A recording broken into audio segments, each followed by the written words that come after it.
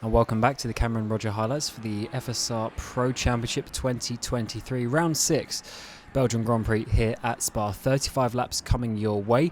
Not the best qualifying session once again, unfortunately. Me and Tom just can't seem to put the qualifying laps together this season. He's down in 12th, I am in 15th place, but it was a very close session in the midfield, so potentially there was some more places up for grabs, but to be honest, this was not far off my personal best, pretty much equaling it, so this is just all the pace I had.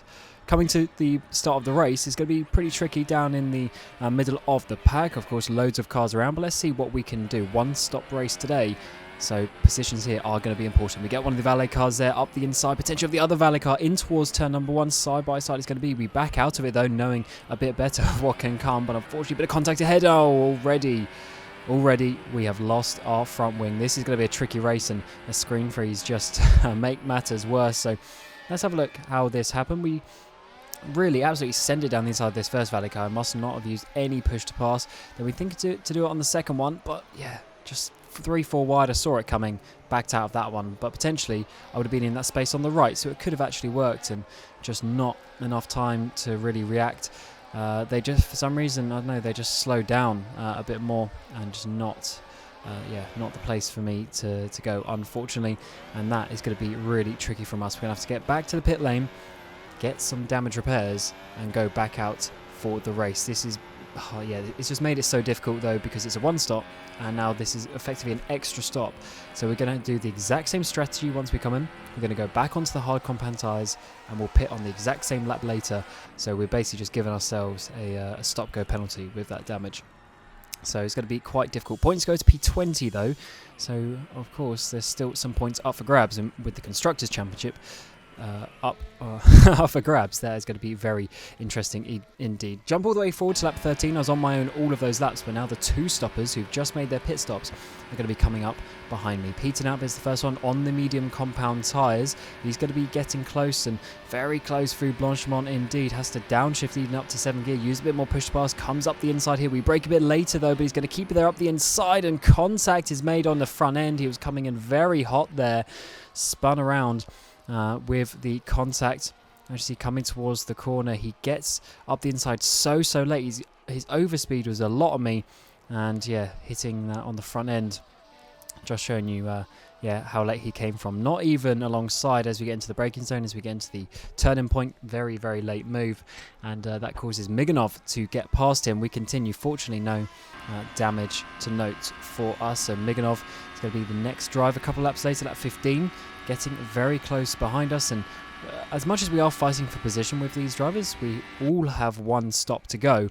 I was just in a little bit of tyre conservation mode, and wanted to make sure I could get to my pit stop, because I was really struggling on these hard compound tyres at Spa. I don't know why, they just weren't working for me. The mediums were much better, but of course need to use them to comply with the tyre rules and the length of the race. So there goes Knapp as well, getting the clean move, and now Tucson gets so close. You can just see how much more grip he has than us as we slide out of the final corner, then up the back straight.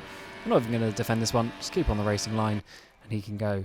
And that's pretty much the first stint done. One crash, one almost crash, and then being overtaken 3 times. So great way to start the first 20 laps here at Spa. So we come into the pit lane, scheduled stop. This is the lap that we would have stopped on anyway, to be honest, so it's exactly the same strategy.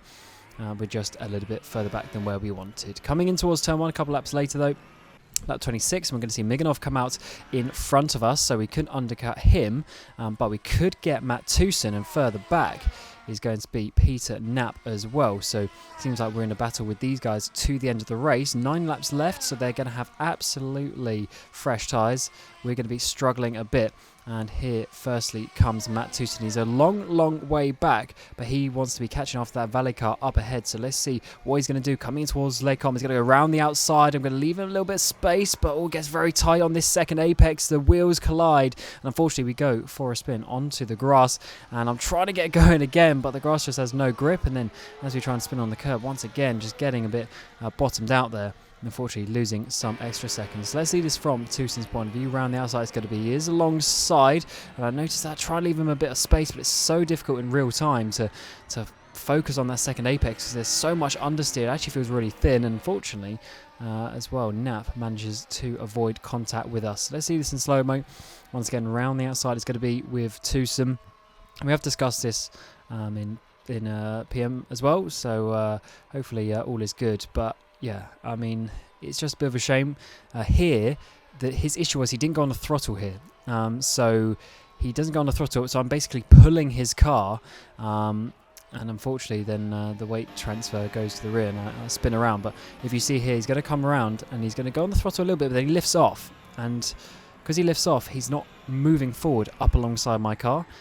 He's not pushing like the side of my car, he's just getting caught, and yeah, unfortunately that happens. A few laps later though, they have a bit of a crash ahead, and more contact with Tucson is made, and yeah, this isn't the way that you want to see it. He goes from the left to the right. I'm a little bit confused where he's going to go, and in the end he actually has a really slow getaway as well. So I do lift off, hit the brakes a bit, but unfortunately just can't avoid him, and I absolutely send him into the wall. So let's have a look. Round the outside it's going to be with Nap on those soft compound tyres.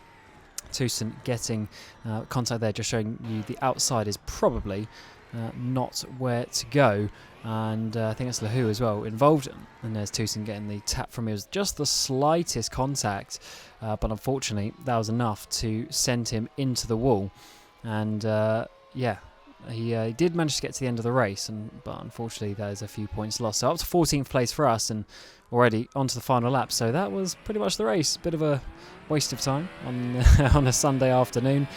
Literally just a couple of crashes and completely out of place. But 14th place is still points, and we're 360 to celebrate that, of course, as every point will count in the championship. And it wasn't all bad though. We still showed that we have some resilience to get to the end of the race, and our teammate Tom Olderminger, despite not having the best qualifying, managed to get third. There was a bit of carnage up ahead, but he also did a really good race, just finishing a handful of seconds off the lead. So Tom's up there in second in the championship. I'm down in 11th place, but just a few points behind Vesely and Giannis in front of us, so maybe we can get them in the final 3 races of the season.